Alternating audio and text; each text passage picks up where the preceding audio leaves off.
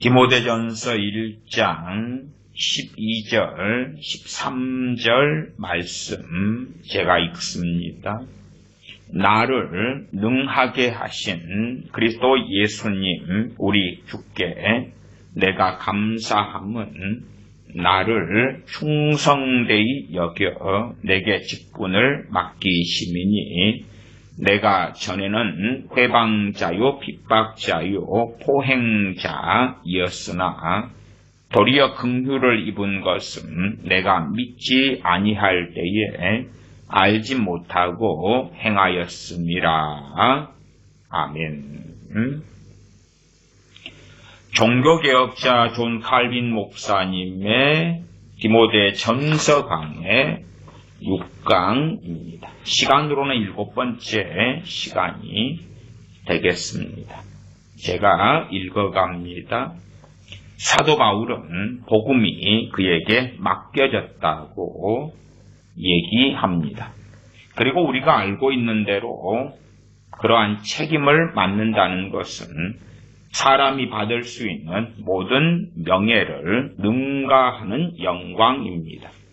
만약 우리가 복음을 전하는 것이 무슨 뜻이 있는지 깊이 생각해 보면 그것은 구원을 주는 보물이라는 것을 알게 될 것입니다. 그렇기 때문에 복음을 증거할 책임을 맡은 사람은 이 세상과 하나님을 화목하게 하기 위하여 하나님께서 임명하신 대사들입니다. 하나님께서 사람들을 선택해서 이런 자리에 앉히시면 그들이 필요한 것도 함께 주시고 그 자리에 적응시키시고 하나님의 거저 주시는 선하심으로 그들을 합당하게 만드십니다. 하나님께서 어떤 사람들을 주의 종으로 하나님의 특별한 일을 맡기시기로 선택해서 부르셨다면 그들이 필요한 것도 주시고 그 필요한 것이 무엇입니까? 단지 세상에 먹고 마시고 사는 것을 이야기하는 것이 아니지요. 사도 바울이 디모데전서 1장 12절에 나를 능하게 하신 그리스도 예수님 능하게 하셨다. 왜요? 사도 바울에게는 능력이 없기 때문에 그렇습니다. 우리 같은 사람 연약한 질그릇에 무슨 대단한 능력이 있겠습니까? 그러니까 사도 바울이 능하게 된 것은 우리 주님께서 그를 능하게 하셨다는 것입니다. 하나님께서 그 종을 부르셨는데 그에게 아무런 것이 없이 전쟁터에 나가게 할 수 있겠습니까? 그렇기 때문에 그것은 이 존 칼빈 목사님의 디모데전서 강의 이번 시간에서도 누누이 나오지만 사람이 자기가 주님의 부르심을 받지 않았는데 그 부르심 받은 자리에 선 자들이 너무 많다 그 말이에요. 주님이 불렀으면 그렇잖아요. 대한민국은 여전히 이 북한 등의 문제로 인하여서 징병제 국가입니다. 저도 군대 병장 전역을 한 사람입니다. 그러면 청년이 군대에 징집되었는데 우스갯소리가 그런 말이 있지요. 군대 갈 때 총도 사가고 군복 군화도 사가지고 가야 된다. 모자도 사고 우스갯소리지요. 오히려 빈몸으로 군대를 들어가면 그러면 사제복을 다 벗겨서 소포로 포장해서 집에 보내게 하고 그러면서 부모님께 감사하는 편지도 쓰게 해요. 훈련소에서는 보내게 하고 그 다음에 군대에서 이제 속옷부터 시작해서 양말 그 다음에 전투복 때로는 운동복 운동화까지도 다 군화도 지급됩니다. 훈련을 받고 난 다음에 이제 자신이 근무할 부대로 가면 거기에서 총기, 자기가 사용할 총을 지급받게 됩니다. 물론 군인 생활이 끝난 다음에는 자기가 사용하는 총을 반납하고 오지요. 그래서 군대에 있을 때 자주 종종 시험되는 것이 뭐냐 하면 그 사람의 총기 번호. 너는 너 총의 번호를 알고 있냐? 총마다 총기 번호가 있어요. 나무총을 쓰면 안 됩니다. 왜 그러냐 하면 총마다 총을 쏠 때 가늠대에 맞추어서 자신의 자세 또한 눈과 간격에 맞추어서 0점을 조정해 놔야지만이 적군이 왔을 때에 총을 쏘면 백발백중은 제대로 못하더라도 적군을 제대로 맞출 수가 있기 때문에 평상시에 자기 몸에 맞게 총을 조정해 놔야 되는 것이 있습니다. 0점을 조정한다 그럽니다. 어쨌든 자기 총을 자기가 관리해야 돼. 그래서 때마다 사격을 하고 총 청소를 하고. 아니 군인으로 부름 받았는데 자기 돈으로 자비량하고 병경을 어떻게 삼습니까? 자기 돈으로 군대 가서 하루 아침에 일어나서 먹을 식사비를 군대에 제출하고 총을 자기 돈으로 사서 국경을 지키고 자기 돈으로 훈련을 받고 이상하잖아요. 하나님께서 불렀으면 그들에게 필요한 그러한 은혜와 능력을 하나님은 주시는 게 당연하지요. 당연해. 그런 당연한 이야기를 갈빈 목사님은 증언하고 있습니다. 왜 주셔야 하냐 그러면 하나님의 일을 하기에 합당한 능력이 부름받은 자들에게 없기 때문입니다. 없으니까 받아야 될 거니 없으니까. 없는데 자기 힘으로 만들어내는 거예요. 저도 하나님께 93년 봄에 새벽에 부름 받았습니다만은 어쨌든 그 다음에 많은 신학책을 읽고 신앙서적을 읽고 많은 걸 했습니다만은 유감스럽게 거기에서 선하고 올바른 것을 받고 얻은 일은 거의 없다 그렇게 저는 증언할 수 있습니다. 오히려 하나님께서 주신 은혜와 은사와 능력을 통하여 조금의 하나님의 일을 감당할 수 있게 되었다는 건 저의 정직한 고백입니다. 설교도 마찬가지입니다. 설교의 은혜와 은사를 제게 거두신다면 저는 그 다음부터는 본래 저의 성격, 성질, 기질 같은 경우는 사람 앞에 서지도 못하고 언변 주변도 없고 말할 줄 자체도 모르고 사람 앞에 설 줄을 모르는 사람입니다. 그런 사람으로 다시 돌아갈 수밖에 없는 거예요. 왜냐하면 본래 그들에게는 그러한 것이 없기 때문입니다. 하나님의 일을 감당할 만한 능력이 없기 때문에 받아야 한다. 그러나 하나님께서 안 부른 사람들에게 하나님이 왜 주셔야 돼요? 불법으로 그들은 자리에 섰는데 주실 리가 없지요. 물론 또한 하나님이 불렀는데 이제 잘못된 길을 거는 사람들이 받는 저주에 대해서도 이 강의에서에 언급되어 있으니 그 부분은 뒤에 읽어보겠습니다. 이러한 까닭으로 사도 바울은 그를 능하게 하신 하나님께는 물론 우리 주 예수 그리스도께 감사했습니다. 나를 능하게 하신 그리스도 예수 우리 주께 내가 감사함은 자기의 힘으로 내가 열심히 하나님 일을 했습니다. 내 능력으로 내 지혜로 내 명철로 내 재능으로 했습니다. 아니고 나를 능하게 하신 그리스도 예수님 우리 주께 내가 감사함은 나를 충성되이 여겨 내게 직분을 맡기시니 직분을 맡기셨다 충성되이 여기셔서 그보다 더 전제는 능하게 하신 분이 그리스도 예수님이시다. 사도 바울은 증언합니다. 그는 그렇게 해서 하나님께서 그에게 임무를 주시고 복음이 그에게 맡겨졌지만 그것은 자신이 자랑하거나 뽐낼 일이 아니라는 것과 자신이 하나님의 사도로 부르심 받았기 때문에 그것이 자신의 가치를 높여주는 일이 아니라는 것을 보여주는 것입니다. 내가 대단한 사람이기 때문에, 특별한 종자이기 때문에 하나님께서 나를 종으로 부르셨어.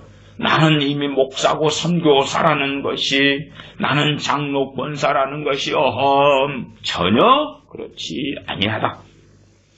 사도 바울은 여기서 자기가 사도라는 귀한 직분을 맡게 된 것이나 사도로 선택된 것은 자신에게 그러한 자격이 있었기 때문이 아니고 하나님께서 그렇게 하시기를 기뻐하신 선하신 뜻 때문이라고 고백하는 것을 보게 됩니다. 그리고 자신에게는 이 영광스러운 임무를 수행하는 데 필요한 것을 공급해 줄 능력이 없지만 자기가 자기에게 하나님의 일을 사명을 감당할 공급처가 자신이 아니다. 스스로의 공급처가 아니다. 예수 그리스도께서 그가 필요한 모든 것을 주셨다고 고백하는 것입니다. 나를 능하게 하신 그리스도 예수.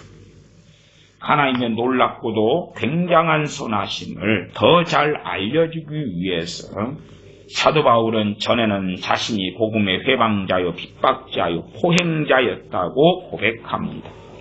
이 죄들은 매우 흉악하고 가증스러운 죄이기 때문에 그가 가장 깊은 지옥에 던져져서 거기에 갇혀있는 것이 당연했습니다. 그러므로 사도 바울은 하나님의 선하심과 긍휼하심을 더 분명하게 드러내기 위하여 예수 그리스도께서 그를 불쌍히 여기시고 지옥에서 끌어내실 때까지 그는 갇혀있는 상태 또한 가장 비참한 상태에 있었노라 증언하는 것입니다. 사도 바울은 긍휼을 얻었다고 말씀합니다. 도리어 긍휼을 입었다. 그가 하나님께 반항한 것은 의도적인 것이 아니었고 또한 그는 완강한 행악자가 아니었습니다. 그는 하나님의 진리에 대하여 그러나 반대했고 또한 해방자, 핍박자, 포행자로 살았습니다.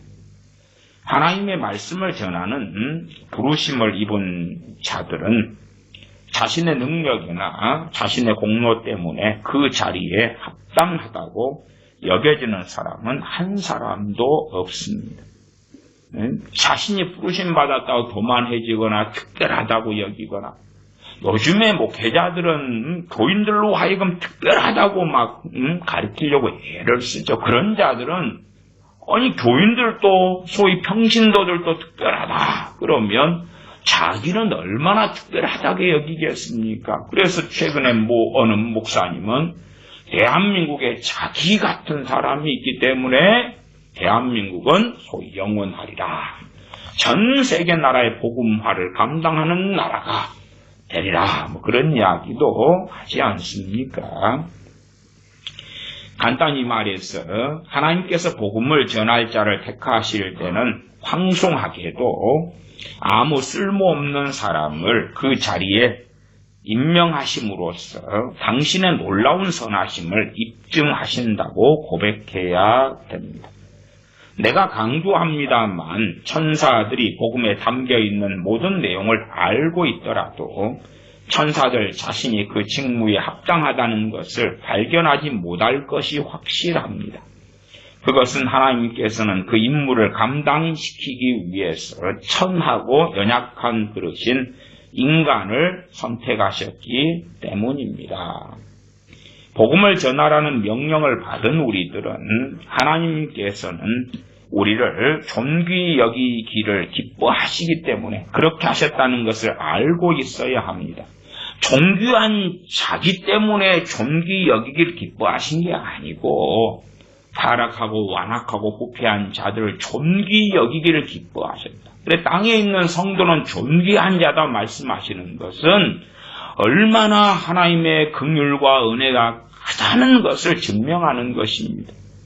지옥에 떨어져야 마땅할 죄인들을 존귀 여기기를 기뻐하셨고 그렇게 주 예수 그리스도의 대속을 통하여 행하셨다는 것은 얼마나 우리가 하나님께 찬양하고 찬양하며 감사하며 감사해야 될 것을 알려주시는 것 아닙니까?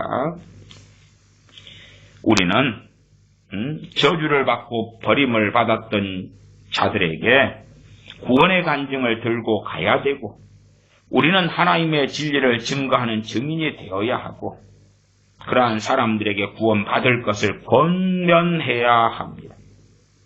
똑같은 칼빈주의의 합동신학교 나온 제가 다녔던 목사님께서는 전도하러 가지 말라 그러는데, 그분은 자기의 스승 칼빈에게 배웠다고 전도하지 말라 그러는데, 칼빈 목사님은 저주받고 버림받은 자들에게 구원의 간증을 들고 가야 하고, 하나님의 진리를 증거하는 증인이 되어야 하고, 그들에게 구원받을 것을 권면해 주어야 합니다. 그렇게 말하네요. 그 목사님은 지금은 원로 목사님이신데 평생 어떻게 합동해서 장로교 신학교에서 보수신학을 하고, 보수신학은 칼빈주의 신학이에요. 칼빈 목사님은 그렇게 안 했는데 안 했어요.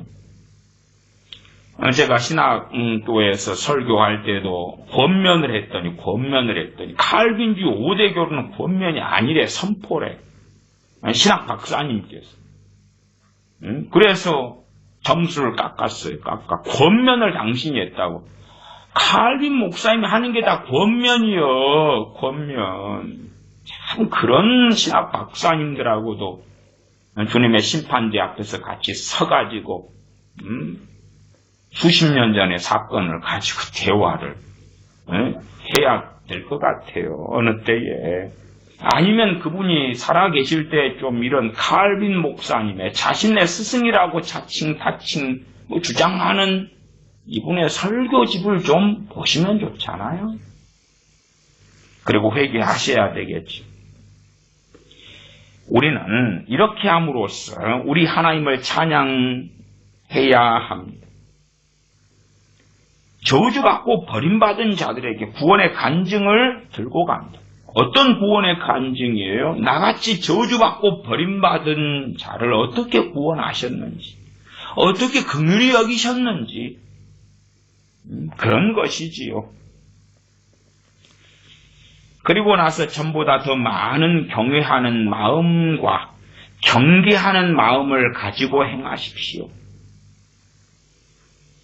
하나님을 더 많은 경외하는 마음과 경계하는 마음을 가지고 행하십시오. 이러한 명예를 얻기 위해서는 이것을 적절하지 않게 사용하는 자들, 특별히 눈멀고 나태한 자들은 비싼 대가를 지불해야 할 것입니다.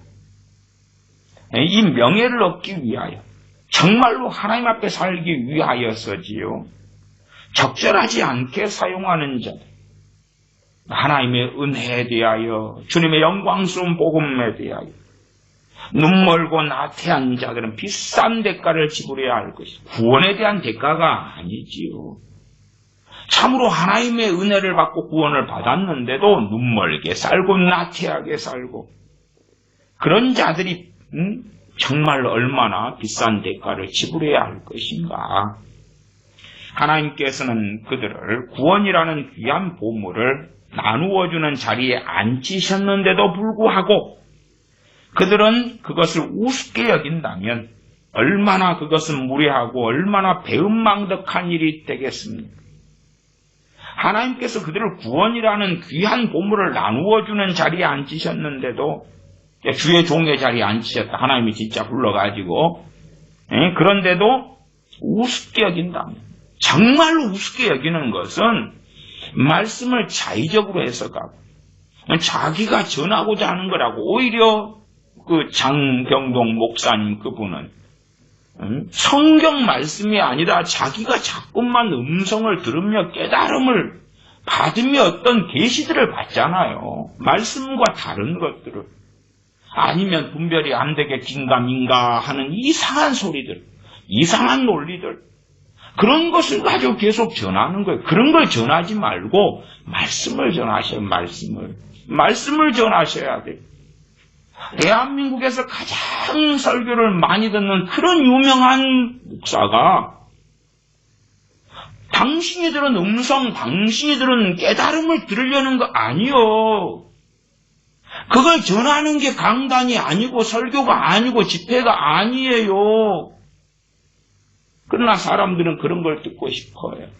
말씀이 객관적으로 설명되고 증거되는 것보다 아이고 무슨 계시를 받은 것, 당신 뭐 암흑에 지옥에 갔다 왔다며, 천국에 갔다 왔다며, 뭔가 지난밤에 주님 찾아오셔서 뭘 말씀하셨다며, 대한민국이 어떨 거에 대하여 주님 말씀하셨다며, 아니면 대선 전이라며 대통령이 누가 된다고 하나님께서 응답하셨다며, 그런 거 듣고 잡아. 그런데 마음이 있겠지.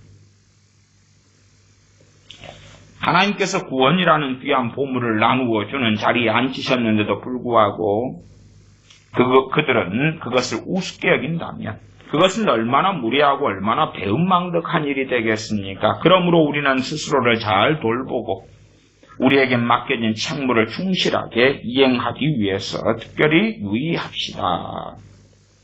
두 번째로 능력이 부족한 우리의 처지를 보완해 주시기를 기뻐하시는 하나님을 찾아가서 무엇을 도와달라고 간구할 것인가를 곰곰이 생각해 봅시다. 사실은 상당한 우리의 기도들은요, 곰곰이 묵상하고 생각하는 가운데 나와야 됩니다. 그냥 기도라고 다 기도가 아니에요. 기도라고 기도가 아니에요. 그냥 입에서 그냥 의식의 흐름도 아니고 무의식의 흐름, 비의식의 흐름도 아니고 되는 대로 주저리 하는 것이 그것이 기도가 아니오시다. 기도가 아니에요. 내가 사람들 앞에 서서 연단에 서가지고 뭘 말하는 사람이라 뭘 말할지 준비를 할 거 아닙니까? 세상 시상식장에서도 잠깐의 시간을 얼마 주니까 상을 받게 되는 어떤 연예인 같은 사람들을 준비를 하잖아요. 그래서 누구에게 감사하고 어쩌고 저쩌고 준비된 말을 하잖아요. 하나님께 기도하는 사람도 자신의 마음을 정돈하고 자신의 감정의 흐름, 의식의 흐름, 생각의 흐름 되는 대로 자신의 기도할 때 떠오르는 건 다 성령으로부터 오는 거야 하는 허한 망상증에 빠지지 말고 기도할 때 준비를 해요. 내가 평상시에 뭘 하나님께 구할지, 무엇을 구하는 것이 합당한지. 물론 그러면서도 진실로 또 그때에 맞는 진심을 가지고 하나님을 경외함을 가지고 또한 그런 평상시에 내 마음의 소원과 진리의 말씀과 일치되는 간구를 가지고 하나님께 나아가야 합니다. 무엇을 도와달라고 간구할 것인가를 곰곰이 생각해 봅시다. 곰곰이 생각해 봐야지. 왜냐하면 만약 우리가 충분하지 못하거나 합당치 못하면 우리는 다른 방법을 통해서 도움을 받아야 하기 때문입니다. 하나님을 찾아가는데 열심을 냅시다. 하나님께서 우리가 하나님의 은혜를 통해서 도움을 받고 원조를 받을 필요가 있다는 것을 아시기 때문에 원래 우리가 갖고 있지 않았던 것을 우리에게 주시고 우리가 필요한 것과 우리의 연약한 점을 보완해 주실 것입니다. 첫째, 주의 종의 자리에 서는 사람은 자의적으로 서서는 안 되는 건 명확합니다. 하나님이 불러야 돼. 하나님이 불러야 돼. 희한하죠? 대한민국의 코로나 상황에서 문 닫은 교회만 10,000개가 넘는다. 그 다음에 1년에 신학교를 졸업하는 사람만 10,000명이 된다. 그 다음에 신학교는 졸업했고 신학교 다닐 때 하나님이 나를 부르셨습니다 했는데 졸업한 다음에 사역지가 없다. 아니면 교회를 개척했는데 안 돼서 문 닫았어. 희한하잖아요. 그것을 세상 사람이 듣고 볼 때에 자칭 하나님이 나를 세우셨어요 하는 걸 듣고 볼 때에 얼마나 비웃겠습니까? 정말로 하나님이 부르신 게 맞습니까? 하나님이 안 불렀는데 귀신의 속살거리는 소리, 자신의 마음에 나는 감동하고 싶은 자신의 욕구에 따라서 하나님께서 세우시는 그 자리에 찬탈하는 자들도 아주 많습니다. 하나님께서 우리가 당신의 은혜를 통해서 도움을 받고 원조를 받을 필요가 있다는 걸 아시기 때문에 왜 우리의 능력으로는 하나님께서 주신 사명을 감당할 수 없습니다. 우리 보통 지체되는 우리 형제들, 크리스천들도 마찬가지지만 더 특별하게는 주의 종으로 부르신 사람들은 훨씬 더 그러합니다. 훨씬 더 그래요. 그러나 하나님의 능력을 덧입지 않고 하나님께 더 겸비하지 않고 무릎 꿇지 않고 엎드리지 않습니다. 그런 이들이 하나님께서 서로 부르심 받았다 할지라도 어떻게 하나님의 능력을 덧입을 수가 있겠는가? 우리가 갖고 있지 않았던 것을 우리에게 주시고 우리가 필요한 것과 우리의 연약한 점을 보완해 주실 것입니다. 어떨 때요? 하나님을 찾아가는 데 열심을 냅시다. 그러할 때에. 그리고 하나님의 말씀을 전하는 사역자들로 하여금 이 교훈을 유용하게 활용하도록 시키십시오. 하나님 말씀을 전하는 사역자들. 하지만 이것은 또한 모든 우리 믿는 자들에게 유익한 교훈입니다. 우리는 설교자보다 더 높은 곳을 바라보아야 합니다. 그러니까 설교자가 뭘 말씀을 전할 때에 설교자를 바라보는 게 아니라 그가 전하는 말씀 그 이상으로 하나님께 나아가는 통로가 돼야 되는 것이지요. 사람이 사라지고 하나님이 남으셔야 되는 게 맞지 않습니까? 왜냐하면 하나님의 진리에 대해서 성실하게 증언하실 수 있는 분이 하나님 한 분밖에 없다는 걸 알고 있습니다. 사람들 통해 증거하시는데 참된 진리를 어떤 사람이 어떤 주의 종이라고 하는 사람 증거하려면 진리의 영이신 성령님께서 도와주셔야 돼요. 그렇기 때문에 참된 진리를 증거하실 수 있는 분은 하나님 한 분밖에 안 계시다고 칼빈 목사님은 정확하게 설교합니다. 나아가 내가 구원받은 것을 확인해 주시고 보장해 주실 분은 하나님 한 분밖에 안 계십니다. 우리는 설교자를 통하여 내 구원이 보장을 내가 천국 갈 것입니다. 보장 좀 해주세요. 설교자들이 자의 세례 증서가 구원의 티켓이요. 아니면 당신 구원받아요. 구원받아요. 아이고 좋아요. 좋아. 성령님께서 구원에 대하여 확신을 주시는 것입니다. 그러나 우리가 은혜가 사라져가면 그 확신도 사라져가는 게 맞는 것이에요. 내가 은혜 충만하고 주님을 사랑하고 깨어있으면 구원의 보장과 확신은 너무나 놀랍게 성령 주실 수 있습니다. 그러나 아니 내가 오늘은 그랬는데 다음 달에 내년에 하나님으로부터 마음이 멀어지고 세상으로 나아가면 구원의 확신과 구원의 보장에 대한 믿음이 내게 그대로 역사한다면 나는 돌이키지 않게 될 것이지요.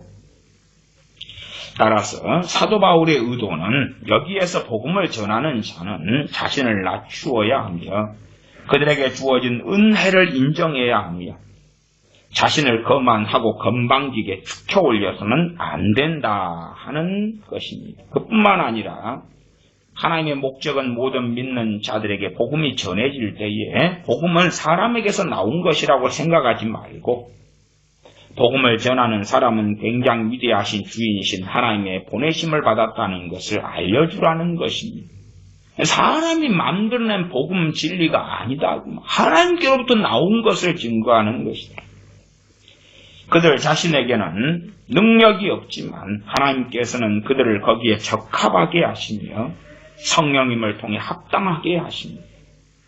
그러나 사실은 적합하게 하시는 사람, 성령님을 통하여 합당하게 하시는 사람들을 별로 발견할 수 없다는 게 문제지. 그냥 하나님이 불렀다 해서 무조건적으로 합당하게 만드시는 게 결코 아닙니다. 어떠한 엄마들은 그렇더라고요. 자식 때문에 너무 힘드니까 10대 자식을 하나님께 바칩니다. 막 그럽디다. 그런 기도를 하는 거예요. 왜 그렇습니까? 하나님께 바칠 테니 하나님께서 이 고장난 거 고물 사고 덩어리를 아름답게 빚어가지고 써달라고 하는 그런 망상적인 기도를 하는 것이지요. 사람이 성령님의 인도하심을 받아 그의 혀를 거기에 맞게 다스리지 않고서는 예수 그리스도께서 받아 마땅하신 영광을 돌려드릴 수 없습니다. 성령님의 인도하심을 받는 것은 누구 책임입니까? 우리 책임이에요. 우리 책임이에요. 그러나 그냥 되어지게 해 주십시오. 최근에 어떤 목사님이 믿어지는 사람, 기도가 되어지는 사람만 양이다, 구원받는다. 그러한 계시를 받았다고 설교를 했지요. 성경은 우리에게 성령님의 인도가 받아지는 것 이런 게 아니라 인도하심을 받으라고 그런 거예요. 기도가 되어지는 걸 이야기한 게 아니고 되어지는 일들은 은혜 속에서 우리가 종종 경험을 하겠지만 깨어있는 그리스도인들은 그러나 기도를 하는 것이 중요한 거예요. 하는 것이. 되어지는 게 중요한 게 아니에요. 믿어지는 게 중요한 게 아니에요. 믿는 것이 중요한 거예요. 믿는 것이. 그러면 어느 백부장의 믿음에 대하여 백부장의 믿음이 믿어졌기 때문에 칭찬을 했겠어요? 아니죠. 백부장이 믿었기 때문에 칭찬한 거예요. 사람이 성령의 인도하심을 받아 그의 혀를 거기에 맞게 다스리지 않고서는 예수 그리스도께서 받아 마땅하신 영광을 돌려드릴 수 없습니다. 성령님의 인도하심을 받는 것은 각자의 책임이에요. 각자의 책임. 우리의 책임에 대한 것을 우리에게 하나님이 명령하시는 것을 하나님 되어지게 해주세요. 마치 프로그래밍된 기계처럼 우리가 하나님께 나아가면 나아갈수록 은혜를 받습니다. 또한 믿음으로 나아갈 때에 더한 은혜를 받습니다. 은혜가 주어질 때에 되어지는 걸 경험하겠습니다만은 그러나 우리는 진실로 되어지는 걸 구하는 사람이 아니라 복종하며 순종하며 겸비하며 겸손케 되어지는 게 아니라 겸손해야 되는 거고 순종이 되어지는 게 아니라 순종하는 것이 하는 것. 남포교회 박영선 목사님 이분 같은 이가 하나님의 은혜를 강조하면서 되어지는 것 그런 이야기를 많이 했지요. 그런 걸 많이 듣다 보면 황홀경 속에 들어가는 거예요. 사실은 신사도들이 입장하는 부흥도 비슷한 맥락입니다. 그냥 가만히 있을 때 대부흥이 오는 거예요. 와, 나는 가만히 있어서 손 안 대고 코를 푸는 거지요. 그러면 아시다시피 이스라엘에 그런 일들이 있었습니까? 하나님의 선민 이스라엘에 막 되어져. 물론 남은 자들이 포로로 끌려간 다음에 하나님의 때가 되어서 돌아오게 하시는 하나님의 정하신 주권적인 일은 대로 행하겠습니다. 그러나 그렇다 해서 남은 자들이 다 성령 충만했고 남은 자들이 다 하나님을 경외했고 돌아오니까 예루살렘 성벽은 이미 회파되어 있잖아요. 그것도 시간이 많이 흘러서 하나님께서 그의 종 느헤미야를 통하여 예루살렘 성벽에 회파된 것을 다시금 수축하게 하셨지요. 자동으로 포로기에서 돌아오니까 포로기가 끝나서 귀환하고 돌아오니까 막 포도원이 잘 가꾸어져 있고 땅이 아름답고 치안이 좋고 집이 지어져 있고 그렇습니까? 안 그렇습니다. 사람들은 되어지는 걸 좋아해요. 되어지는 걸. 그러나 말씀은 되어지는 걸 이야기하는 것이 아니오시다. 당신들이 어쩌다가 체험하는 되어지는 체험을 한다 해도 그건 은혜고 그러나 찬양도 되어지는 걸 추구하지 말고 찬양을 하셔야 돼. 하나님을 기뻐하셔야 되고 하나님을 구하셔야 돼. 되어지는 걸 찾다 보면 대만하게 입 벌리고 하늘을 향해 누워있다가 감히 익은 감이 떨어지나 돈이 떨어지나 뭐가 떨어지나 기다리겠지. 하나님 말씀은 되어지는 걸 추구하는 게 아니오시다.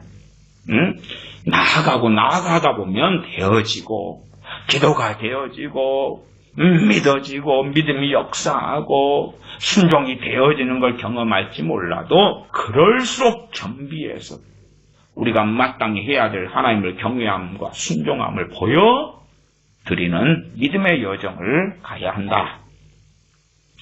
우리가 사람의 처지를 잘 살펴서 그들이 지금 무엇이며 전에는 무엇이었는지를 알아보게 되면 그들이 온갖 야비한 것과 온갖 불행으로 가득 차 있었다는 것을 알게 될 것입니다. 사람들의 몸속에는 선한 것이 단 한 방울도 없다는 것을 알게 될 것입니다. 만약 사람들에게 자랑할 것이 있다 해도 그것은 바로 연기에 불과하고 정말로 아무것도 아닙니다. 간단히 말해서 우리가 일단 그것을 알게 되면 우리의 부족한 것을 채워주시고 우리 온갖 나쁜 행실을 고쳐주시는 하나님의 은혜를 깨닫는 것은 쉬운 일입니다. 우리가 우리 자신을 살피면서 선한 것을 찾으려고 노력하고 아니면 눈가기를 가린 다음에 야, 나는 그래도 평균인데 나에게는 선한 것이 있어. 나는 정직해. 나는 그래도 다른 사람과 비춰보면 착해. 어쩌고 저쩌고.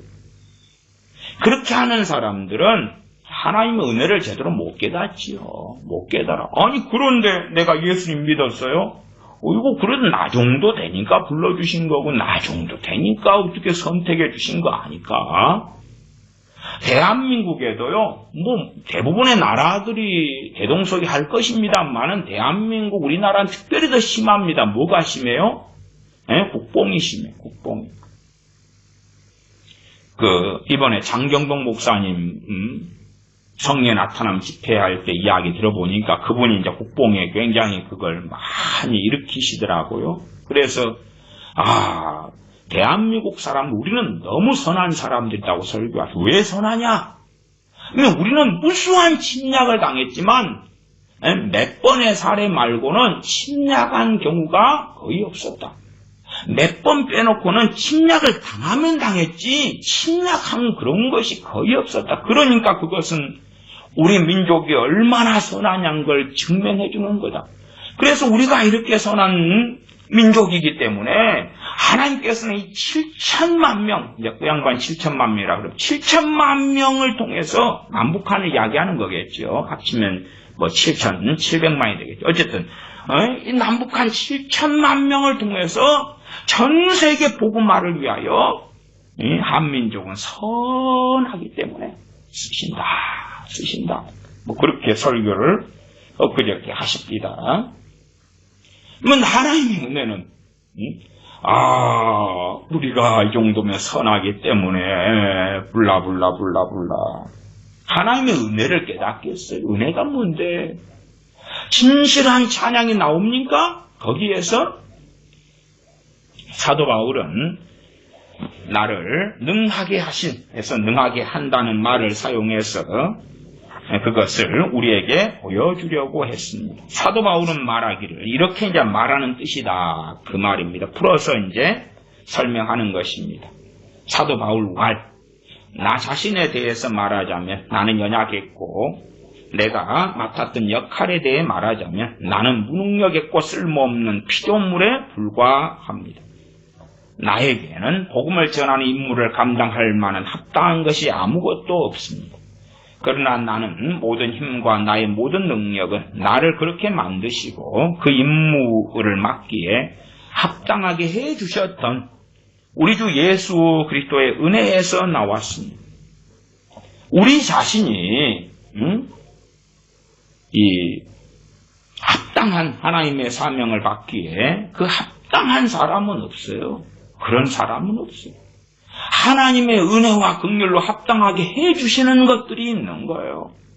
그 일을 감당하려니까 감당할 능력이 있게 되었다, 받았다, 그러면 합당하다, 그 말이 되겠죠. 그러나 그것이 우리의 의가 되지는 않고 하나님의 은혜에서 나오는 것이지요. 여러분이 알고 있는 바와 같이 예수 그리스도께서 나를 다른 사람으로 새로운 피조물로 빚으셨습니다. 이렇게 사도 바울이 표현하고 증거하는 것입니다. 그래서 12절 13절에 나를 능하게 하신 그리스도 예수님 우리 주께 내가 감사함은 나를 충성되이 여겨 내게 직분을 맡기심이니 내가 전에는 해방자의 핍박자의 포행자이었으나 도리어 긍휼을 입은 것은 그렇게 긍휼을 입게 하셨다. 그 말이 내 과거가 이렇게 추악한데 내게 긍휼을 베푸셨다. 긍휼이 아니라 상을 주셨다. 그러면 내가 이런 거룩한 자고 아름다운 자인데 그게 아니었다. 그렇게 하나님께 영광을 사도 바울은 돌리고 있습니다. 자신이 전에는 폭력을 사용하는 해방자의 핍박자였다는 고백을 합니다. 그래서 사도 바울이 말하고자 하는 요지는 그에게 부족한 부분이 너무 많은데 하나님과 우리 주 예수 그리스도께서 그 중에 한 부분을 채워주시는 분이라 이런 의미로 전혀 이야기한 것이 아닙니다. 이게 잘 부족한 부분이 많은데 그러면 안 부족한 부분도 있단 말 아니? 부족한 부분이 있는데 그걸 하나님이 채워주고 그래서 완전체가 되었다. 그게 아니고 하나도 없다. 그 말이 하나도 없다. 한 털업 한 방울도 없는 것이 사도 바울의 몸속에는 악한 것밖에 없기 때문에 그가 가지고 있는 모든 속성이 악하고 그러나 그것을 하나님께서 고치셨다고 고백하는 것입니다. 따라서 하나님께서 사도 바울을 새 사람으로 만드셨다 말씀하고 사도 바울이 가지고 있는 것 중에서 자신의 능력으로 된 것은 하나도 없고 그가 가지고 있는 것은 모두 하나님이 주신 것이라고 증언하는 것입니다. 큰 사람이나 작은 사람이나 우리 모두는 이것을 통해서 우리의 임무가 무엇인지 생각해 보아야 합니다. 우리는 하나님의 은혜를 찬양하는 것이 합당합니다. 우리가 어떤 존재이며 만약 하나님께서 우리를 도와주지 않으셨다면 우리가 어떠한 자가 되었을까 생각해 보아야 합니다. 하나님께서 긍휼을 우리에게 안 베푸셨다면 우리는 얼마나 극심한 우상 숭배자가 되며 교만한 자가 되며 포행자가 되었을지. 사람들은 무엇보다도 자신이 잘난 것처럼 보이게 하려고 애를 씁니다. 자신을 드러내려고, 인정받으려고, 과시하려고, 명예를 얻으려고, 영광을 얻으려고. 그래서 강단에서 무수한 목회자들이 기도하다가 뭘 깨달음을 얻었고 그래야지 하나님과 동행하는 것처럼 되잖아요. 무수한 목사들이 강단에 서서 기도하다가 이렇게, 기도하다가 저렇게, 기도하다가 요렇게 이런 계시를 받고 이런 음성을 듣고 이런 깨달음을 얻고 새벽에 기도하는 그래야지 얼마나 신령한 사람이 됩니까? 그런 자들이 그득하니까 그 자기들의 선생을 따라서 또한 젊은 목사들이 똑같은 짓들을 하는 거예요. 똑같은 짓들을. 믿거나 말거나지. 하나님께서 새벽에 말씀을 주셨다. 그럼 그걸 누가 인정해주고 하나님께서 증언을 서주시는 거예요? 그냥 자기 혼자의 내피셜이에요. 내피셜. 믿거나 말거나지요. 그걸 자기 입으로 PR하면서 말을 하면서 하나님과 함께하는 사람이냐? 잘난 것처럼 보이게 하려고 애를 쓰지요. 간단히 말하자면 그들이 모든 것을 하나님에게서 받았다고 고백을 하지만 그들은 자신의 고백을 애매하게 만들기를 좋아합니다. 말을 아다르고 어다르게 애매하게 만들어 애매하게. 우리의 죄가 드러나고 주님이 당신의 무한하신 긍휼로 인해서 우리를 그 저주에서 끌어내 주시지 않는 한 우리는 완전히 버림받은 자가 됩니다. 주님께서 우리를 건져내 주시지 않았다면 우리는 완전히 버림받은 자가 된다. 당연한 말씀이지. 우리는 여기서 그만큼 사도 바울을 주목해야 합니다. 사도 바울은 위선자들이 하는 것처럼 나는 죄인입니다. 나는 막연한 고백을 하지 않고 이 당시에도 막연한 고백을 해요. 전도할 때도 막연한 고백. 우리가 죄인인데요. 구체적으로 죄에 대해 책망을 안 해. 막연한 고백을 해. 그리고 퉁치고 넘어가. 죄인입니다. 막연한 회개가 뭐예요? 알고 지은 죄 모르고 지은 죄 다 용서해 주세요. 아니면 대표기도 회개를 하는 거예요. 그냥 우리 거짓말했습니다. 미워했습니다. 사랑하지 않았습니다. 순종하지 않았습니다. 두루두루 막연하게. 그렇게 해서 대표로 이제 회개를 해주고 용서한 줄 믿습니다. 아멘 하고 면죄부를 대표기도 하는 사람이나 강단에서 목회자들이 무수하게 계속 남발을 해. 당신들은 로마 교황보다 완악한 자들이에요. 나는 죄인입니다 라고 막연한 고백을 하지 않고 자기의 과거에 대하여 사도 바울은 구체적으로 고백한 것입니다. 그가 말하기를 내가 전에는 하나님의 교회를 핍박하는 자였으며 하나님의 진리를 회방하는 자였다고 합니다. 그는 여기서 인간은 연약한 존재라는 구실을 들어 자신을 감추려고 하지 않았습니다. 이제 우리 한 사람 한 사람이 자신을 사도 바울과 비교하면 우리에게는 하나님의 선하심을 찬양해야 하고 우리 자신을 완전히 하나님 앞에 굴복시켜야 할 이유가 더 많지 않습니까? 우리에게는 하나님께서 손을 내밀어 우리를 구원해 주실 때까지 우리가 빠져 살았던 우리의 죄악을 인정해야 할 이유가 더 많지 않습니까? 하지만 우리 가운데서 하나님의 은혜를 그렇게 중요하게 여기고 자신의 품격을 완전히 떨어뜨리는 사람은 거의 없습니다. 그런 거 하잖아요? 그냥 어떤 신앙인 정기를 제가 볼 때도 상당한 정기들이요. 그 정기의 대상이 된 사람을 높여요. 떡잎부터 알아봤다. 그런 거예요. 어릴 때부터 알아봤다. 그래서 그 사람이 어릴 때부터 특별하고 정직하고 선하고 막 그렇게 해가지고 정기를 써요. 그러니까 정기를 읽다 보면 누가 영광을 받아요? 그 사람이 죽었든지 살았든지 그 사람이 영광을 받아. 그건 세상 사람들이 하는 짓거리예요. 근데 우리 자신에 대하여서도 우리 자신을 어떻게 하면 포장하고 그리고 가정하고 그렇게 하면 하나님의 은혜가 우리에게서 사라져갈 뿐만 아니라 하나님의 은혜를 귀하게 여기지 않는 자들, 그런 자들은 자신의 품격을 떨어뜨리지 않는다. 무슨 말이냐 그러면 자신이 얼마나 대단하고 위대하고 응답받고 계시받고 깨닫고 막 자신이 안수하니까 누가 고쳐지고 기도하니까 방언이 터지고 그런 것을 이야기하지, 자신이 얼마나 어리석으며 실패하며 죄악 속에 살았으며 무지했으며 그것을 증언하지 않는다 그 말이에요. 우리 가운데서는 자만심이 교만이 지배하고 있기 때문에 자만심이 우리의 비참한 꼴을 숨기게 하며 우리는 그것들을 숨기는 일에 전심을 다합니다. 자신의 실상을 숨겨요. 믿음이 좋은 척, 성령 충만한 척, 주님과 동행하는 척, 말씀을 잘하는 척. 특별히 사실은 목회자들이 정말 많이 그렇게 합니다. 하나님의 은혜가 존귀 여겨져야 할 만큼 존귀 여겨지지 않으며 하나님께서 갖고 계셔야 될 영예를 강탈하기 때문입니다. 사람들이 하나님 받으셔야 될 영예를 강탈한다. 강탈하는 가장 간단한 방법이 뭐예요? 하나님의 이름으로 자기 PR하는데 강단을 사용하는 거예요.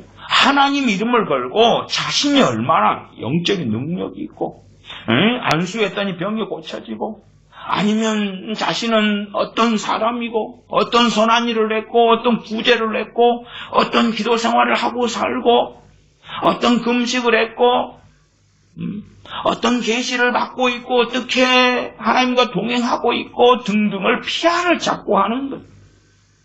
그런 사람들이 자기 스스로 볼 때에 자기를 칭찬받을 만한 일이 많으면 얼마나 더 많은 PR을 하겠어요. 근데 몇 개 안 되니까 몇 개를 가지고 계속 자기를 PR하는데 사용은 하지요. 우리 모두는 솔선해서 하나님의 선하심을 밝히기 위해서 최대의 헌신을 합시다.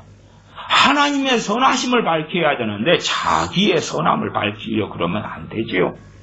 우리 모두는 우리의 죄를 주의합시다. 왜냐하면 우리의 잘못과 죄를 고백하지 않고서는 우리가 하나님께 받은 은혜에 대하여 하나님께 경의를 표할 수 없기 때문입니다. 내가 얼마나 허물진 사람인지를 자기가 자기를 주시하고 살피고 때로 고백할 때에 우리가 인식하기 때문에 나는 선량하고 믿는다고 믿었고 말씀대로 산다고 살았고 아니다. 그건 하나님께 받으셔야 될 하나님의 은혜로 인한 하나님께 돌려드린 영광을 제대로 돌려드리지 않게 하는 행위들이 되죠. 우리는 하나님께 경의를 표하는 일에 열중합시다.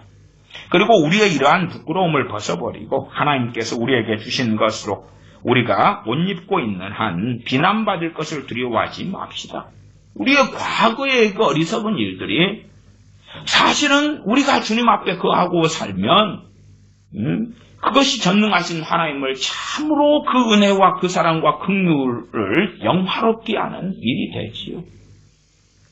그래서 우리의 어리석은 과거가 우리를 부끄럽게 하는 건 아니에요.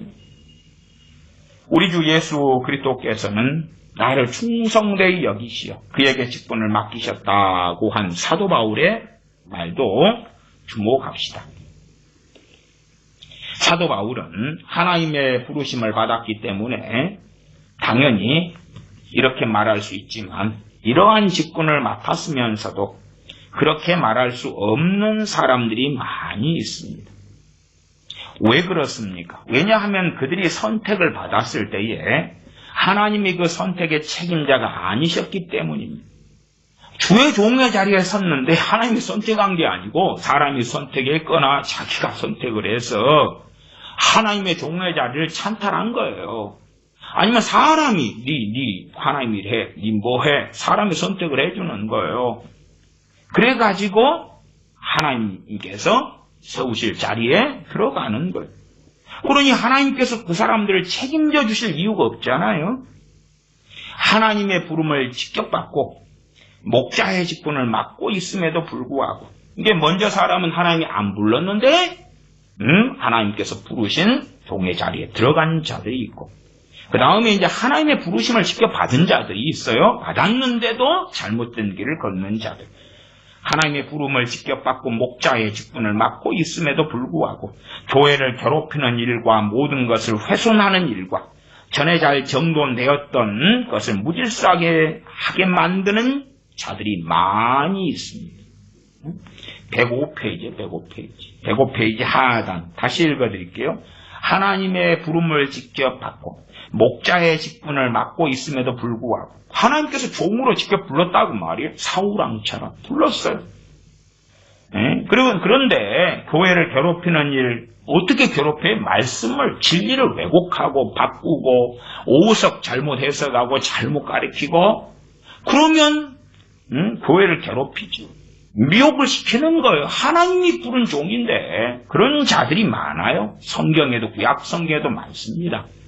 우리는 편하게 구약 성경 선지자들을 그냥 성경에 있는 선지자들 말고는 거짓 선지자 이렇게 할지 몰라도 성경 거짓자를 대부분 안 붙입니다. 구약 성경은 선지자들이 선지자들. 그런데 자기 마음에 있는 것을 예언하고 하나님께 말씀을 받았다고 거짓말하는 거예요. 선지자들이. 마찬가지 일이 많이 벌어집니다. 하나님께 부름받은 이 자들이 교회를 괴롭히는 일과 모든 것을 훼손하는 일과 전에 잘 정돈되었던 것을 무질서하게 만드는 일만 하는 자들이 많이 있습니다.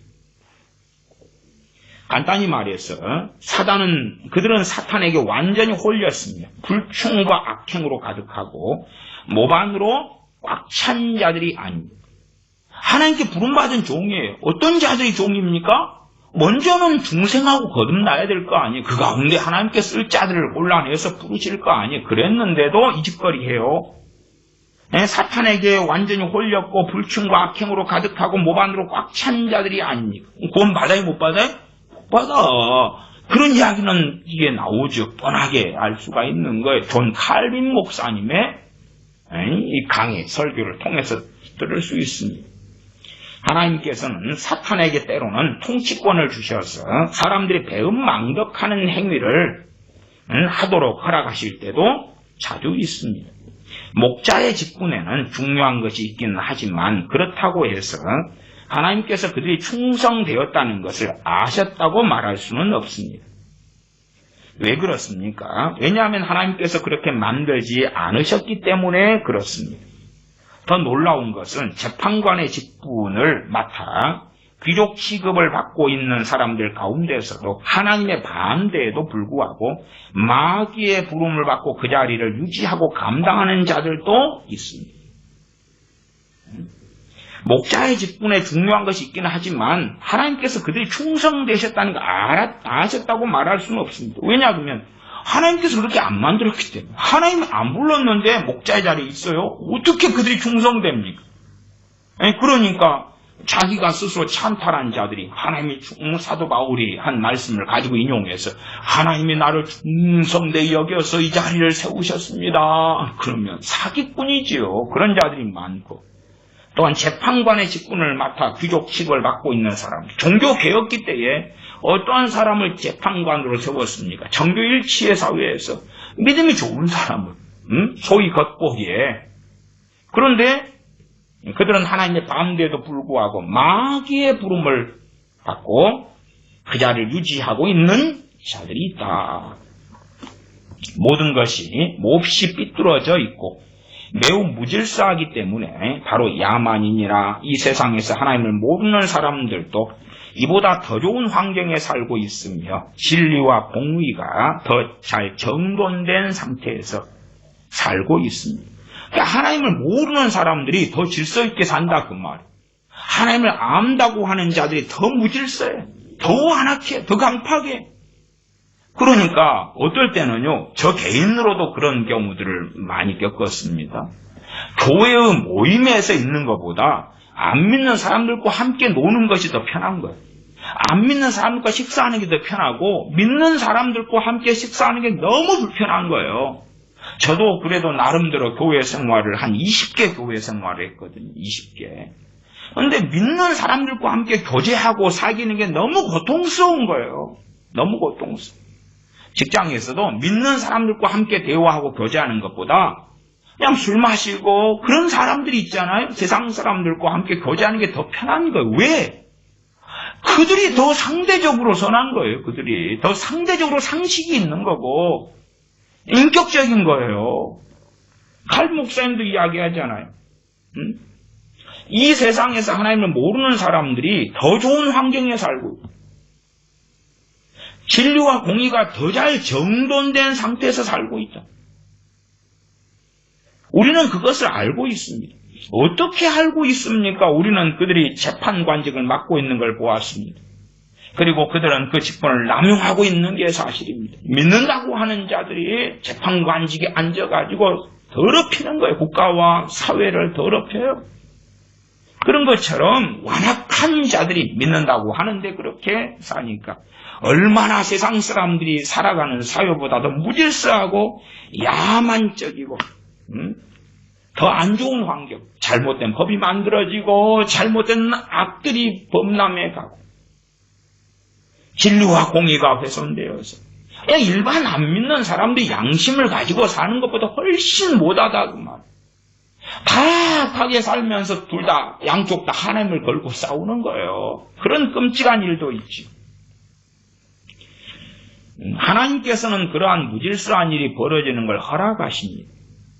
그러한 지경에 처하게 되었을 때에 하나님께서 그들을 그러한 곳에 앉히셨다고 말할 수 없고 하나님의 반대에도 불구하고 그들이 그 자리에 앉았던 것입니다. 그러한 열매로 안다고 말씀하신 거, 열매로 안다고.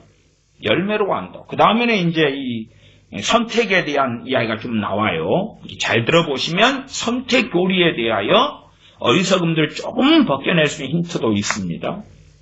성경의 선택 교리는 에베소서에도 선택 교리가 나왔잖아요. 에베소서에 창세전에 선택하시는 등에. 그런데 전제 조건이 뭐냐 그러면 알미니안의 예지 예정은 아니올시다. 그건 저는 명확히 틀렸다 말씀드립니다.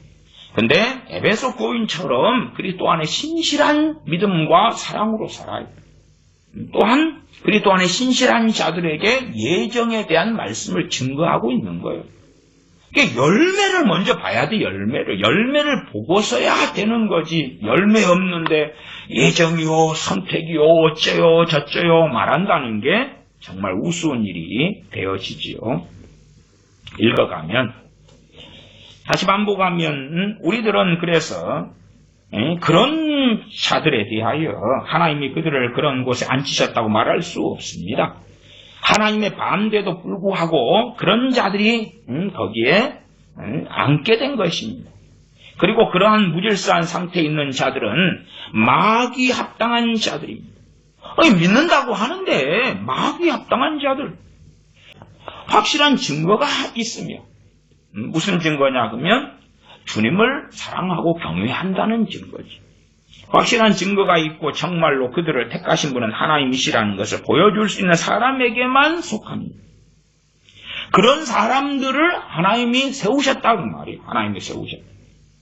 왜냐하면 하나님께서는 당신의 백성들에게 말씀을 하고 싶으시거나 당신의 교회를 교화시키려 하시거나 우리들로 하여금 당신의 은혜와 임재를 느끼게 하고 싶으시면 사람들을 택하시어 그 자리에 앉히시며 몇 가지 증표와 표시를 주시기 때문에 그들이 하나님의 보내심을 받았다는 것을 그러한 방법을 통하여 알려주실 것입니다. 말만 그러는 게 아니란 말이에요. 분별력이 있는 사람은 몇 가지 증거와 표시를 보여주시기 때문에 하나님이 앉히고 세운 사람들을 알게 될 것이다 그 말.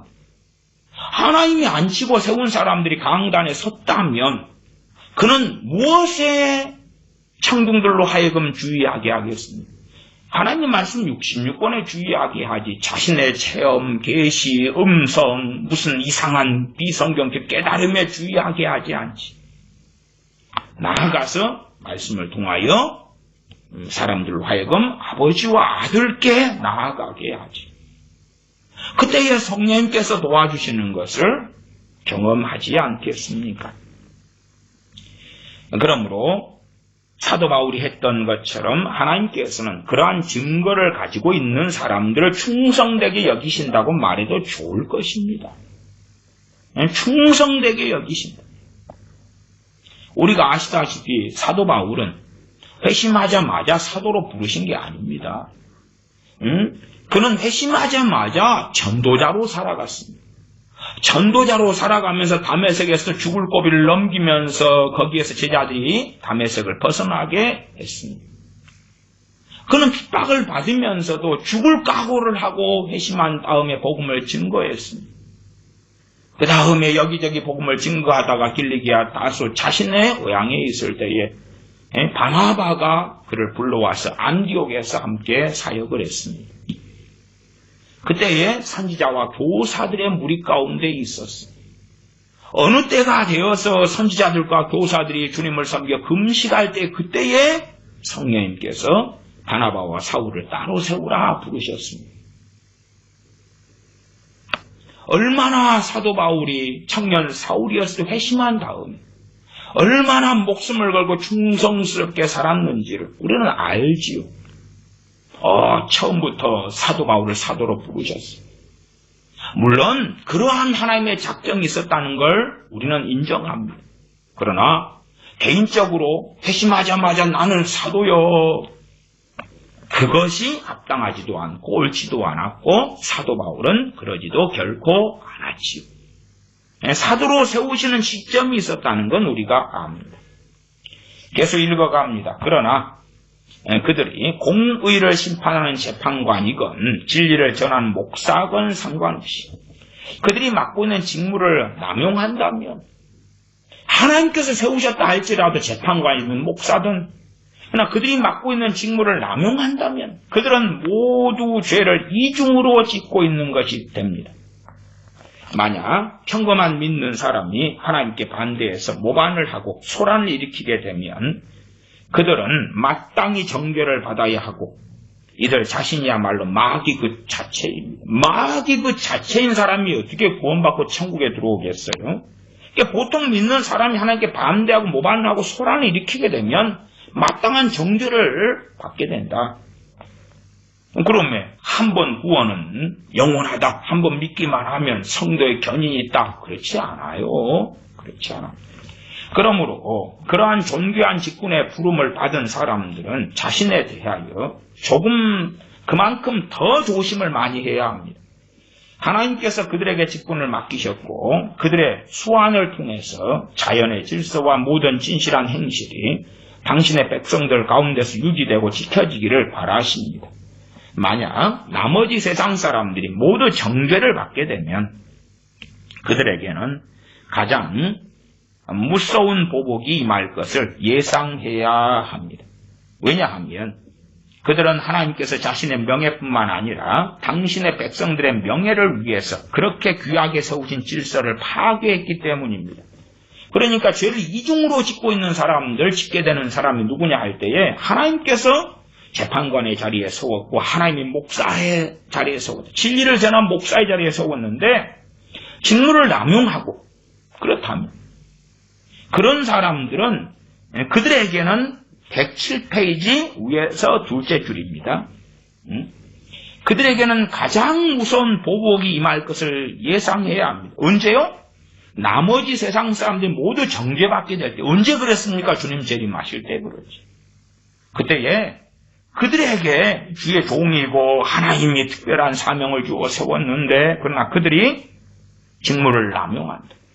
말씀을 맡았는데 말씀을 왜곡하고 바꾼다? 그들에게는 가장 무서운 보복이 임할 것을 예상해야 합니다. 그래서 너희는 아무나 선생이 되지 말라고 했지요. 과거에 야고보서 강의할 때 그 부분을 강의했더니 정말 많은 사람들이 그렇게 욕을 하고 달려드십니다. 야고보서 강의 성경 그 본문인데 선생된 사람들에게 그 사명을 잘못 감당했을 때 어떠한 하나님의 심판이 진노가 임하느냐를 설명한 야고보서 강의인데 그렇습니다. 왜냐하면 그들은 하나님께서 자신의 명예뿐만 아니라 당신의 백성들의 명예를 위해서도 그렇게 귀하게 세우신 질서를 파괴했기 때문에 파괴했으니까 가장 무서운 보복이 임할 것을 예상해야 한다. 예수 그리스도께서 자신을 충성되이 여기셨다고 사도 바울이 한 말에 대한 설명은 이것으로 마치겠습니다. 예수 그리스도께서는 사도 바울은 선택을 받은 도구고 당신의 이름이 바울을 통해서 온 세계에 전해질 것이라는 것을 보여주셨습니다. 자신은 사람이 어떤 직분을 맡으라는 부름을 받았을 때에 그를 택하셔서 하나님을 섬기고 하나님을 영화롭게 해드리고 하나님의 백성을 구원하는 직분을 그에게 맡기시는 분은 하나님이시라고 굳게 믿지 않으면 자신을 충성된 자라고 부를 수 있는 사람은 아무도 없습니다. 자기가 어떤 직분을 맡으라는 부르심을 하나님께 받았다. 하나님께서 내게 직분을 주셨다. 정말로 진실로 부르심 받은 사람은 그것을 자각하고 알아야 되지요. 그러나 어떤 사람은 스스로 그 자리에 앉은 사람들은 이리저리 따져도 하나님이 자기를 불렀는지 안 불렀는지 몰라. 그러면 어떻게 하나님께 충성되이 그 사명을 감당하여 충성된 자라 이렇게 여길 수는 없겠지요. 자신의 부르심조차도 긴가민가 할 텐데요. 이제 사도 바울이 그 다음에 한 말에 대해서 살펴봅시다. 그가 전에는 해방자요 복음을 핍박하는 자요 살인자였지만 긍휼을 입었다고 말씀합니다. 사도 바울은 자신이 하나님께 반항한다는 것은 절도를 하거나 음행을 하거나 살인을 하는 것보다 훨씬 더 중한 죄입니다. 하나님께 반항한다는 것은 절도를 하거나 음행을 하거나 살인을 하는 것보다 훨씬 중한 죄입니다.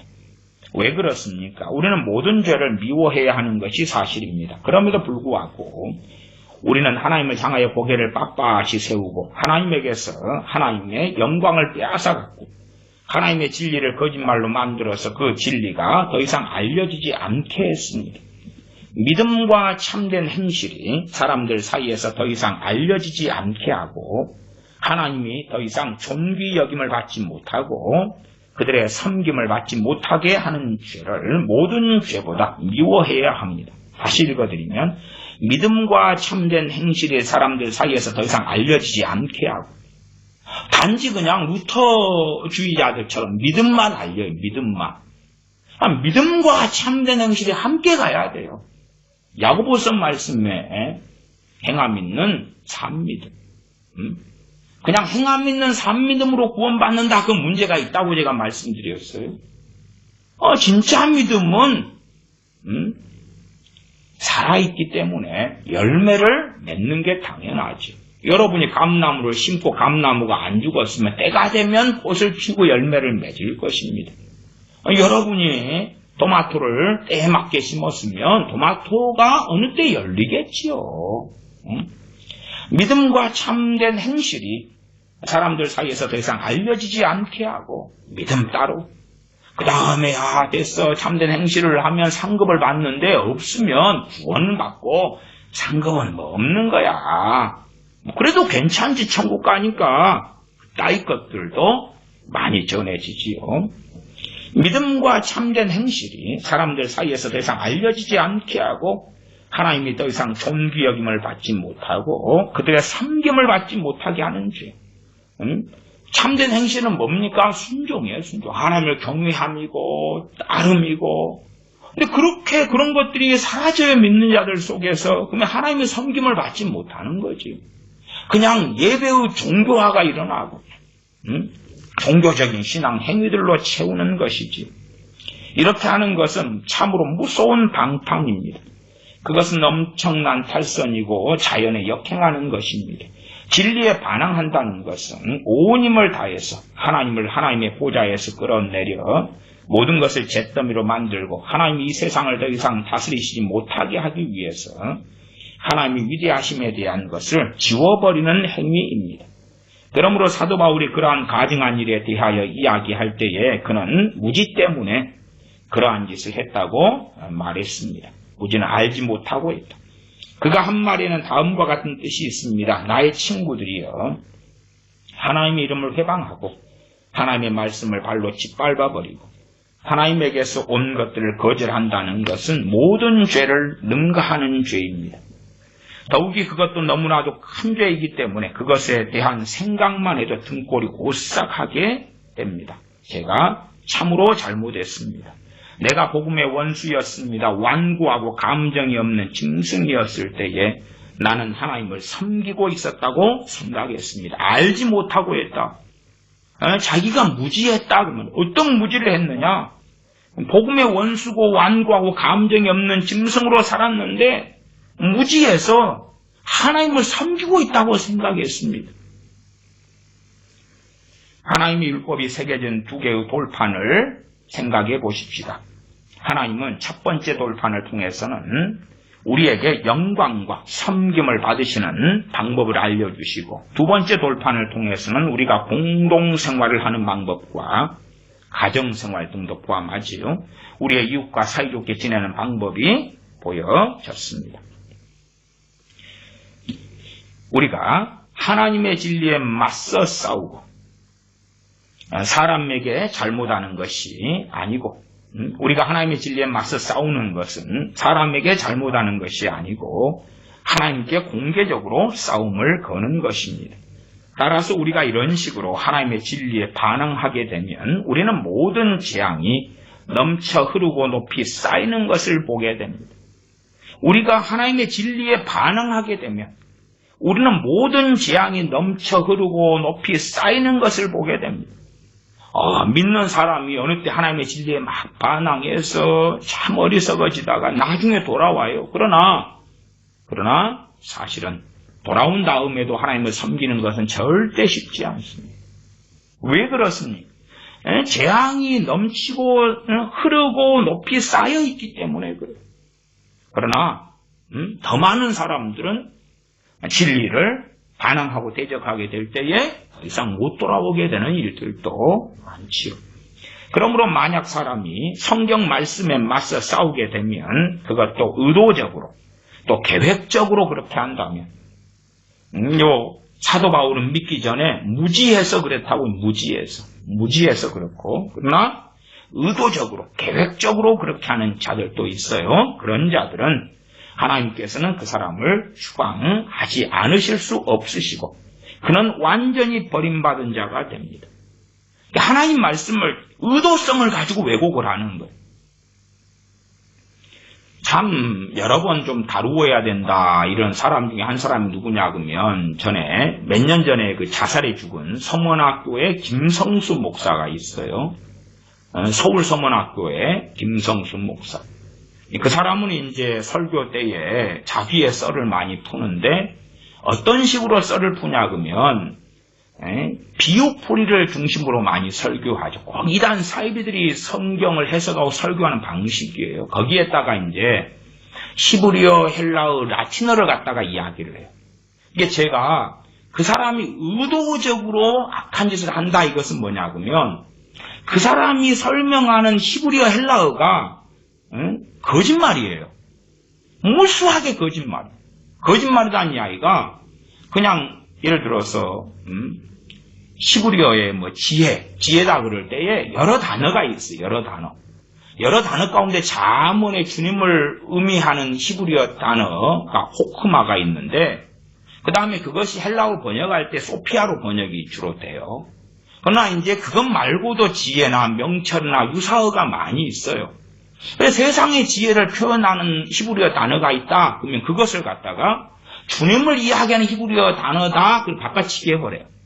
호크마가 아닌 걸. 이게 히브리어 원문에가 호크마가 아닌 다른 단어가 있는데 교인들은 설교 들으면서 히브리어 성경을 보고 대조를 안 하잖아요. 그러니까 호크마가 아닌 걸 호크마다고 해요. 야, 이것은 히브리어로 호크마인데 그러면서 헬라어로 소피아가 아닌데 소피아라 그러고 아니면 소피아인데 다른 거라 그래요. 정말로 그런 성경 설교를 들을 때에 참 완악하다. 왜? 아니 버젓이 헬라어 히브리어를 보고 그 다음에 물론 히브리 헬라어도 역본들이 많습니다만은 그러나 대부분의 역본들이나 대부분의 그 원전 사본들이 거의 같습니다. 거의 같아요. 그러니까 뻔한 거짓말을 대놓고 해요. 저도 김성수 목사의 설교를 들을 때에는요. 헬라어 성경을 주로 펼쳐놓고 들었어요. 왜? 확인해 봐야 되니까 그 사람 설교도 좀 들어봤어요. 근데 헬라어 성경 펼쳐놓고 듣는데 거짓말을 하는 거예요. 헬라어로 이 본문에 뭐라 했는데 없어. 근데 미련한 교인들은 헬라어를 보고 설교를 듣는 게 아니잖아요. 히브리어를 그래서 히브리어, 헬라어, 라틴어 가지고 막 불라불라 썰을 풀면 미련한 사람들이 히브리어가 그러니까 헬라어 그러니까 맞는갑다 그 논리를 쓰는 거예요. 그래서 정말 저 사람은 악하다. 버젓이 대놓고 거짓말을 한다. 그러나 사람을 홀리는 힘이 있어요. 그 사람이 죽은 다음에는 더 교인들이 늘어났고 그 사람이 죽은 다음에 자살해 죽었잖아요. 자살해 죽은 다음에 그 다음에 그 죽은 사람의 설교를 틀어놓고 더 많은 사람이 모여요. 홀기는 힘이 있어요. 힘이. 그래서 참 제가 말씀과 치유집회할 할 때나 또 여러 군데에서는 그 양반에 대한 이야기를 종종했습니다. 자세하게 이제 논하거나 그런 것은 별로 없어서 언제 해야 되겠다 하지만은 뭐 지금까지 미루어져 있고 안 하고 그렇습니다. 그걸 하려면 이제 설교를 다 녹취한 걸 하고 그 다음에 일일이 그 양반이 한 거짓말을 드러내야지요. 이 사람이 이렇게 헬라어 말했는데 헬라어 성경은 요 단어고 히브리어를 이렇게 말했는데 사실은 그 몇 장 몇 절 무슨 히브리어가 그 양반이 말한 그게 아니고 이거고. 그래도 그 양반의 그런 잘못된 설교들에 대하여 어느 목사님께서 녹취를 꽤 하셔가지고 이런 사실을 꽤 많이 드러내시고 그런 목사님도 제 알기로 한 분인가 계신 걸로 알고 있어요. 녹취해가지고 그분이 대조를 막 했어요. 그분 이야기를 들어보니까 그분은 자기 교회 장로님이나 아는 분들이 김성수 목사 설교에 너무 빠져가지고 너무 좋다 막 그러는 거예요. 그래서 확인해 보려고 들으면서 히브리 헬라어를 이야기하니까 목회자들이 히브리 헬라어 성경이 다 있잖아요. 그래서 대조해 보니까 없는 걸 말하는 거예요. 없는 걸. 이 사람 이러면 안 되겠다. 하여튼 여러 이유 때문에 좀 연구했다는 목사님도 계시더라고요. 그런 건 진짜 완악한 것입니다. 그냥 히브리 헬라어 라틴어 안 꺼내도요. 성경 문맥적으로 보면 뻔하게 알 수가 있어요. 뻔하게. 히브리 헬라어를 꺼내가 장난질을 치는 게 아니고 그런 건 좀 끔찍한 일이죠. 그건 저는 이 109페이지 칼빈 목사님 디모전서 강의 109페이지에 이런 부분에 해당된다. 김성수 우울증으로 앓다가 결국은 자살해 죽잖아요. 그러므로 만약 사람이 성경 말씀에 맞서 싸우게 되면, 그것도 의도적으로 또 계획적으로 그렇게 한다면 하나님께서 그 사람을 추방하지 않으실 수 없으시며 그는 완전히 버림받는 자가 됩니다. 이게 어떤 목회자들은요, 자기가 가진 뭔가의 성경 해석이 있어요. 그것만 맞는 성경만 막 끄집어내고요, 상당한 말씀에 자기가 가지고 있는 주장하고 틀려요. 그건 고의로 덮어버려요. 고의성을 가지고 그렇게 합니다. 그런 자들도 정말 의도적으로 그렇게 하는 자들이, 성경 말씀과 의도적으로 맞서 싸우는 사람들이에요. 하나님께서 그 사람을 추방하지 않으실 수 없으시며 그는 완전히 버림받게 됩니다. 성도 육이잖아, 육이. 버림받는 거 이게. 아니, 인간의 육이지. 인간의 육이. 믿는 사람 하나님이 선택해서 주의 종의 자리에 세워놓고 하나님 버려버리신다고, 사울왕처럼. 그치, 믿는다고만 하면 궁극적 구원이 어딨나. 좀 이런 109페이지 이런 것도 좀 읽어보고, 아니 정말 왜 성경을 따라서 우리의 신학과 신앙과 교리가 가야 되는 거예요. 계속 읽으면, 그러면 우리는 그런 사람을 저주받은 사람으로 간주해도 좋습니다. 그렇지만 우리는 사람의 의중과 마음을 정확하게 알 수 없기 때문에 서둘러서 성령 해방죄를 범했다거나 그는 용서받지 못할 죄를 범했다고 성급하고 무모하게 말해서는 안 됩니다. 요한 사도는 사망에 이르는 죄가 있다. 사망에 이르는 죄 짓는 자에 대해서는 구하라 기도하라 하지 않노라. 그러나 사망에 이르지 않는 죄를 지은 형제를 위해서는 기도해라.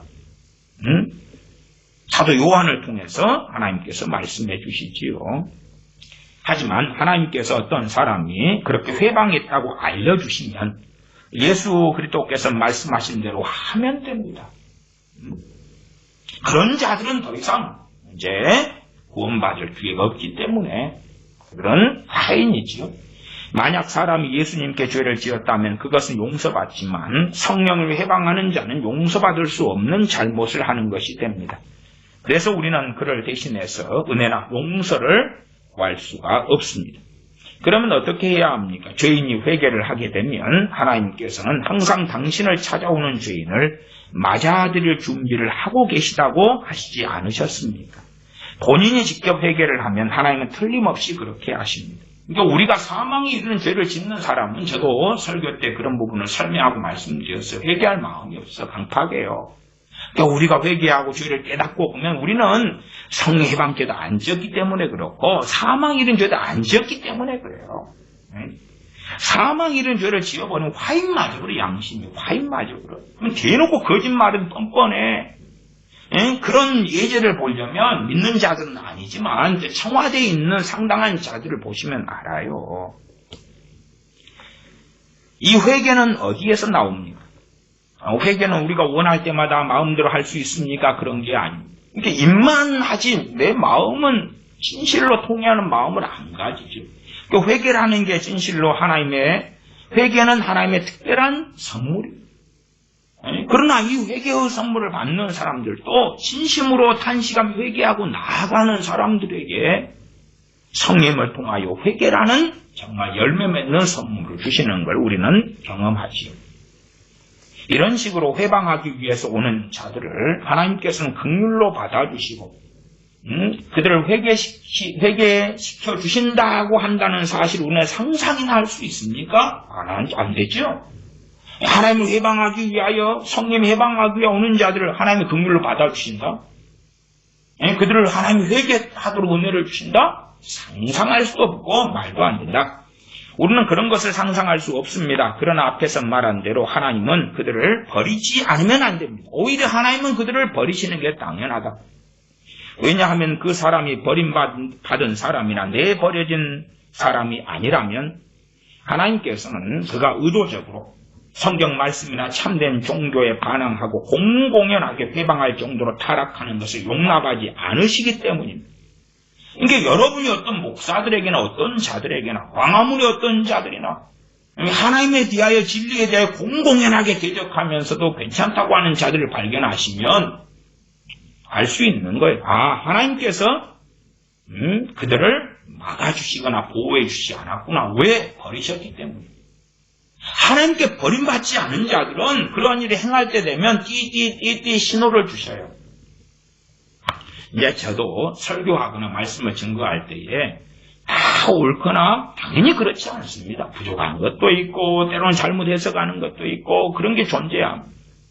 제 개인적으로는 사실 어떠한 경험들이 있냐 하면 제가 말씀을 해석하다가 잘못된 대로 가면 성령님께서 제 머리를 이렇게 치십니다. 마치 침을 맞으면 막 푹 찌르는 것처럼 그렇게 신호를 주셔요. 제 개인적으로.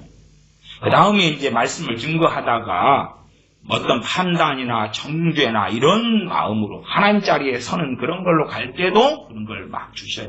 그러면은 제가 신호를 받고 알아요. 멈춰야 되겠다. 멈춰요. 멈춘 다음에 그것이 이제 녹화된 설교고 설교 작업이 가능할 때는 제가 설교 끝난 다음에는 이런 부분을 내가 잘못했다. 이렇게 듣는 이들에게 고백하고 그 다음에 설교가 끝난 다음에 녹화된 부분은 그 부분을 잘라내요.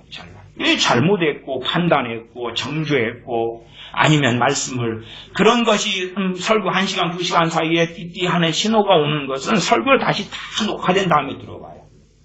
분명히 내가 어디서 잘못했는데 어디서 잘못했을까 살펴봐요.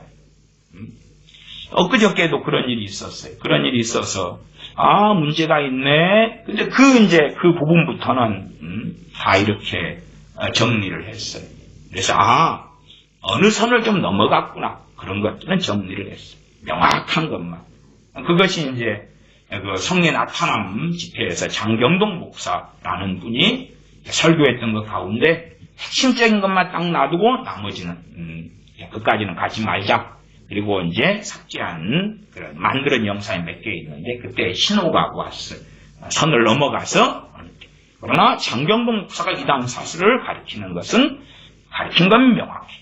이단 사슬에 대한 계시를 받고 깨달음을 얻은 건 명확해.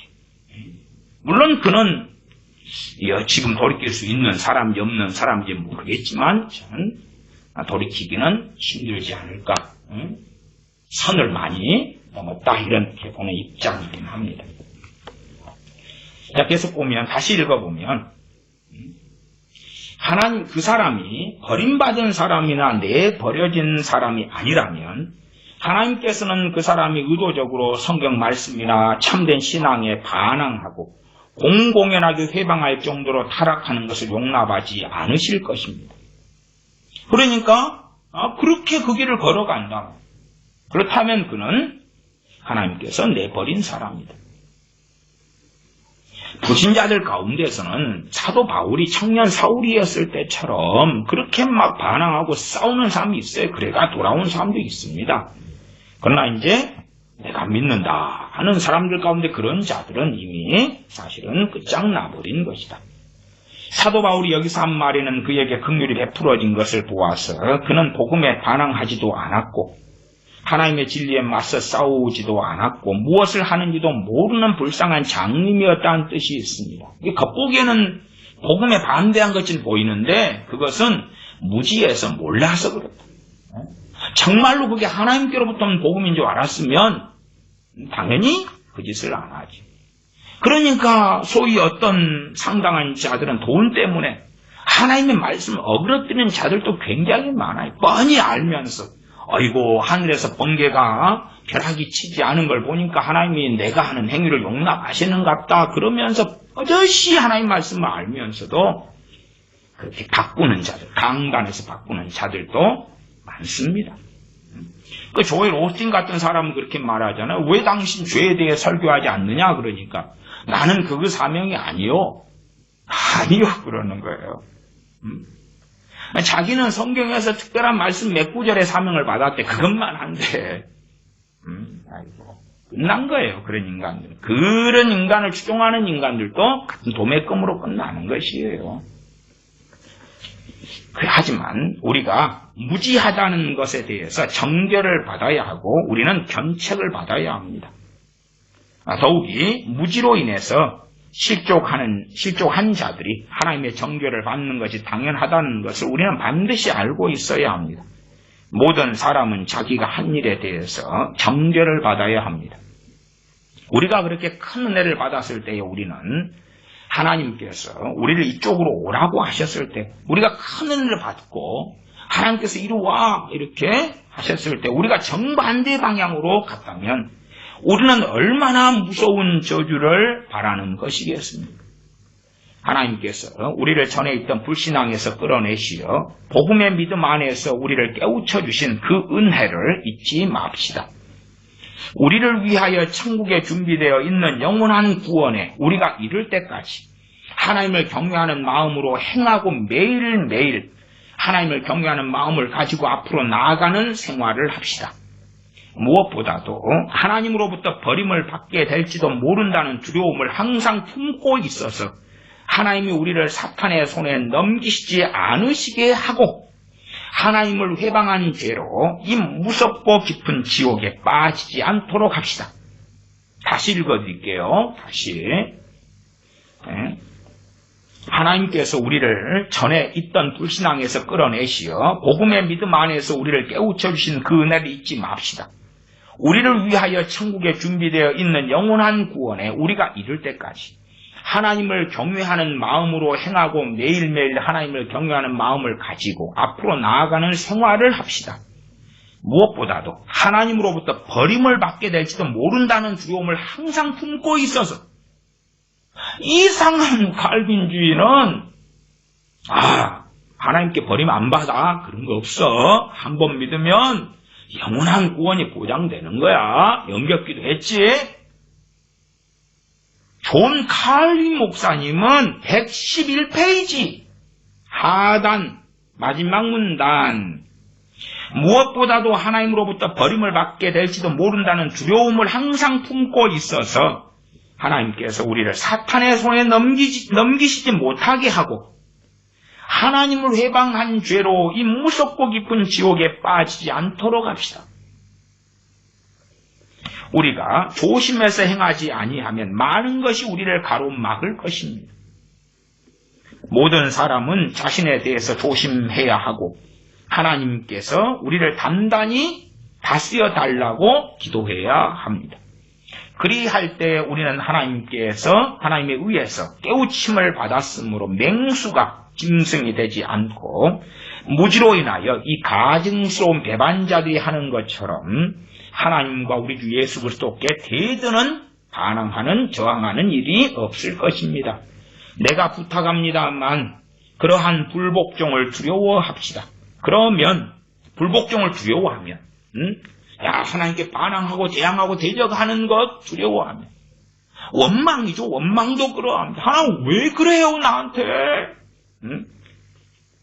그 불복종하는 걸 두려워하고 하나님을 경외함으로 산다면 우리 주 예수 그리스도께서는 우리 모든 믿는 자의 구원을 위하고 하나님의 나라를 건설하는 과정에서 장애물이 될 것 같은 것들을 모두 없애주시고 정죄하는 데 사용하라고 주신 하나님의 나라를 건설하는 과정에서 장애물이 될 수 있는 것들을 모두 멸망시키고 우리 주 예수 그리스도께서 그러한 건설을 가지고 계시잖아요. 모두 멸망시키고 정죄하는 데 사용하라고 주신 그 막강한 힘을 우리에게 행사하지 아니할 것입니다. 다시요. 내가 부탁합니다마는 그러한 불복종을 두려워합시다. 그러면 하나님의 독생자께서는 예수 그리스도께서는 모든 믿는 자의 구원을 위하시고 하나님의 나라를 건설하는 과정에서 장애물이 될 것 같은 자들을 모두 멸망시키고 정죄하는 데 사용하라고 주신 그 막강한 힘을 우리에게 행사하지 아니할 것입니다. 그러나 반대는 뻔하지요. 우리가 참으로 불복종하고 살아간다면 우리 주 예수 그리스도께서는 하나님의 나라의 장애물이 되는 그러한 자들을 모두 멸망시키고 정죄하실 때에 우리도 그에 포함되어질 수 있다 하는 건 당연한 것입니다. 참 어떤 교리가 세워지면 그 교리가 존 칼빈에게서 왔어 그러면은 보면 되잖아요. 보면 되잖아. 설교가 그 완성된 작품인 거예요. 교리의 총화예요. 교리의 열매. 어떻게 설교되었는지를 보면 될 거 아니고. 당연하게 참으로 하나님을 경외함 가운데 겸비하게 그 은혜에 대하여 노래하며 찬양하며 우리는 살아가야 합니다. 기도하겠습니다.